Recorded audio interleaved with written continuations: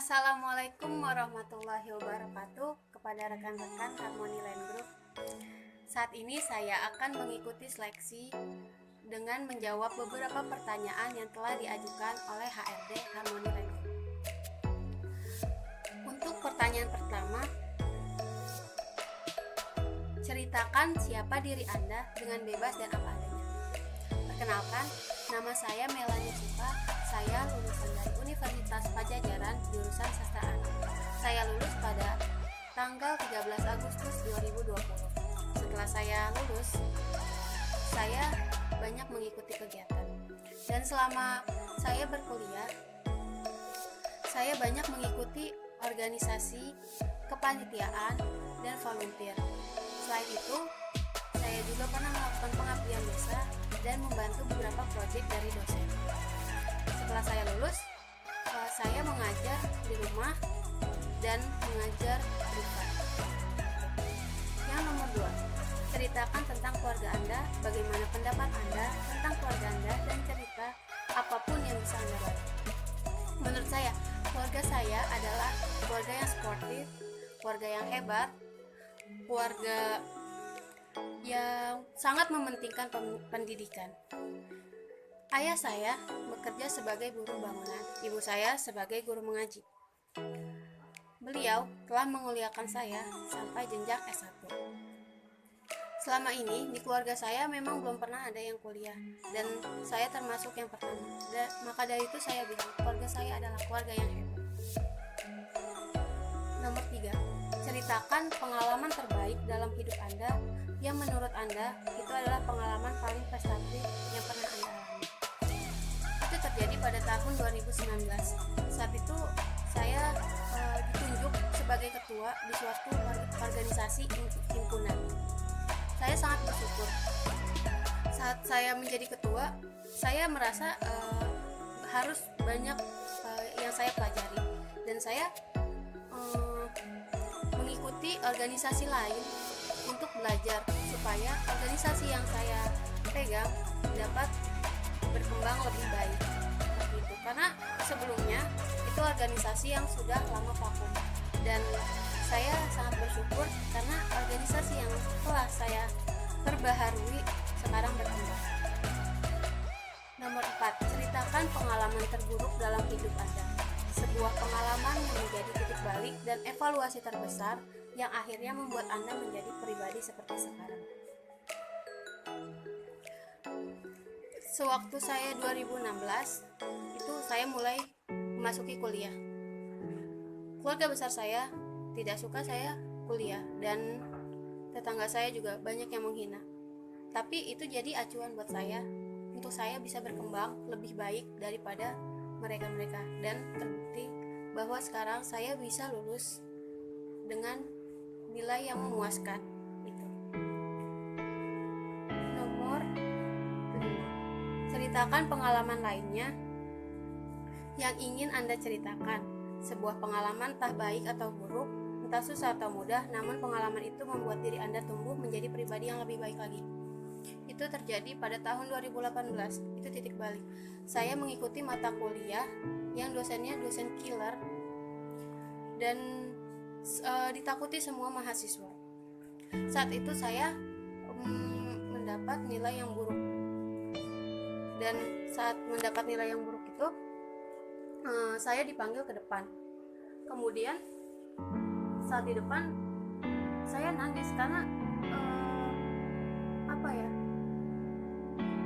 itu kenapa bisa nilai saya seperti itu, dan dosen saya hampir berkata kasar. Namun setelah saya menangis, dosen saya menjadi iba, dan semenjak itu saya menjadi terpacu untuk bisa jadi seperti dosen tersebut. Dan saya mencontoh beliau karena beliau adalah orang yang disiplin, orang yang mau bekerja keras, dan pada akhirnya beliau menjadi dosen pembimbing saya dan selalu membimbing saya sampai akhir, hingga saya mendapat nilai ujian pada skripsi saya. Untuk nomor 6, pada momen Anda yang mana Anda merasa paling hidup merasa totalitas, mengeluarkan segala hal yang dimiliki, berjuang keras hingga sangat kelelahan, tapi tetap harus berdebar karena semangat dan antusias yang tiada habisnya. Bahkan mungkin jika aktivitas itu tidak dibayar pun, Anda tetap dengan senang hati akan melakukannya.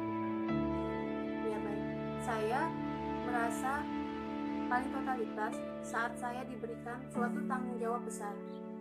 Jika saya diberikan tanggung jawab besar, saya akan belajar dengan sungguh-sungguh. Kemudian saya akan mengembangkan bagaimana itu menjadi lebih baik daripada sebelumnya, dan saya akan selalu totalitas dari pagi hingga malam, karena saya ingin selalu mendapatkan hasil yang terbaik. Seperti itu. Jadi kalau misalnya saya diberikan tanggung jawab besar, saya insya Allah akan amanah. Untuk nomor 7, apa tujuan hidup Anda? Untuk tujuan hidup saya itu tujuan hidupnya untuk dunia dan akhirat. Untuk dunia, saya berurusan dengan diri saya dengan Tuhan. Untuk dunia, saya ingin menjadi seorang entrepreneur yang sukses, terutama di bidang properti. Itu tujuan hidup saya.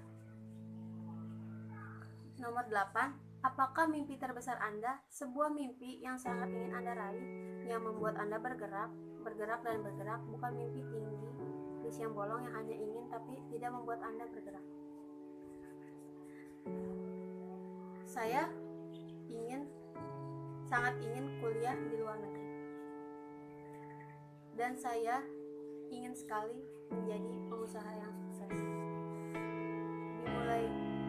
Selama ini saya mulai bisnis kecil-kecilan, tapi memang belum berhasil. Dan saya ingin terus berkembang, dan menurut saya ini pekerjaan ini adalah pekerjaan yang cocok untuk saya, karena saya bisa mengembangkan diri saya di dalamnya. Seperti itu. Nomor 9, ketika usia 20, 30, 40, dan 50, Anda dikenal sebagai apa? Ketika saya usia 20, saya ingin dikenal sebagai mahasiswa yang berprestasi, pemuda yang cerdas, dan bermanfaat bagi orang banyak. Saat ini saya sedang melakukan itu. Di usia 30, saya ingin sekali menjadi business development. Di usia 40, antara 30-40, saya ingin sekali menjadi CEO di suatu perusahaan. Di usia 50, saya ingin menjadi pemegang saham. Di usia 60, saya ingin benar-benar menjadi pengusaha yang sukses dan bermanfaat bagi orang lain, sehingga saya bisa membuka banyak lapangan pekerjaan. Dan untuk nomor 10, ketika meninggal, Anda ingin dikenal sebagai apa? Saya ingin dikenal sebagai pengusaha sukses dan dermawan. Nomor 11, coba sebutkan urutan apa yang paling penting dalam hidup Anda. Yang pertama adalah agama, yang kedua adalah pekerjaan, yang ketiga adalah keluarga, yang keempat kesehatan, dan yang kelima diri saya sendiri. Nomor 12, coba sebutkan quote atau kata mutiara yang Anda yakini kebenarannya, entah quote Anda atau quote orang lain. Saya punya quote. Untuk mencapai kesuksesan itu memang tidak mudah, tapi jika kita berjuang dan bersungguh-sungguh, maka hasilnya pasti akan baik, karena usaha berbanding lurus dengan hasil, dan hasil tidak akan mengkhianati usaha. Tetap semangat, tetap berjuang, dan selalu memanfaatkan peluang. Nomor 13, sebutkan 5 sifat kelebihan Anda, diurutkan dari yang paling kuat. Yang pertama, saya itu adalah orang yang komitmen di dalam suatu pekerjaan. Saya akan menyelesaikannya sampai akhir, karena itu merupakan amanah. Yang kedua, saya orang yang percaya diri. Yang ketiga, saya orang yang ceria dan support. Yang keempat, Yang keempat, saya orang yang mau belajar. Yang kelima, saya orang yang jujur dan sabar. Untuk nomor 14, sebutkan 5 sifat kekurangan Anda diurutkan dari yang paling kurang. Yang pertama, saya memiliki mata silinder di sebelah kiri, tapi itu tidak mempengaruhi penglihatan saya dan mempengaruhi pekerjaan. Yang kedua, saya belum punya banyak pengalaman. Yang ketiga, saya mudah panik, tapi saya pendam di dalam hati. Yang keempat, saya selalu butuh motivasi, baik itu dari kata yang ada di sosial media ataupun dari orang langsung. Yang kelima, saya itu termasuk orang yang tertutup tapi bukan introvert. Untuk selanjutnya, nomor 15. Sebutkan 5 sifat yang Anda benci diurutkan dari yang paling benci. Saya paling benci orang yang pembohong, curang. Yang ketiga, orang yang tidak menghargai orang lain. Yang keempat,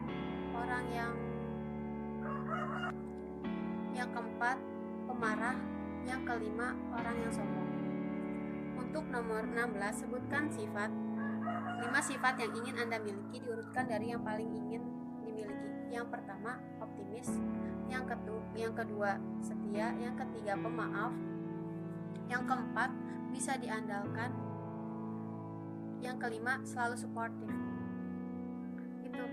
Itu sedang saya sedang berusaha untuk menuju. Untuk nomor 17, jelaskan mengapa Anda meyakini bahwa bidang bisnis dan penjualan adalah bidang terbaik untuk diri Anda. Menurut saya itu orang yang sangat butuh bertemu banyak orang. Saya selalu semangat jika bertemu banyak orang atau klien seperti itu, karena itu menambah semangat saya. Dan di bisnis dan penjualan, saya sangat senang karena bertemu dengan orang langsung. Dan saya juga di tujuan hidup saya, cita-cita saya ingin sekali menjadi pengusaha di bidang properti. Dan saya merasa perusahaan ini sangat cocok untuk saya. Dan di hari Rabu saat pengarahan, saya mendapat banyak insight di dalamnya. Dan perusahaan Harmony Land adalah perusahaan yang membuat saya nyaman, padahal saya belum memasukinya. Dan saya merasa orang-orang di dalamnya sangat baik. Seperti itu. Cukup sekian dari saya, kurang lebihnya mohon maaf. Saya berharap saya bisa diterima di perusahaan ini. Wassalamualaikum warahmatullahi wabarakatuh.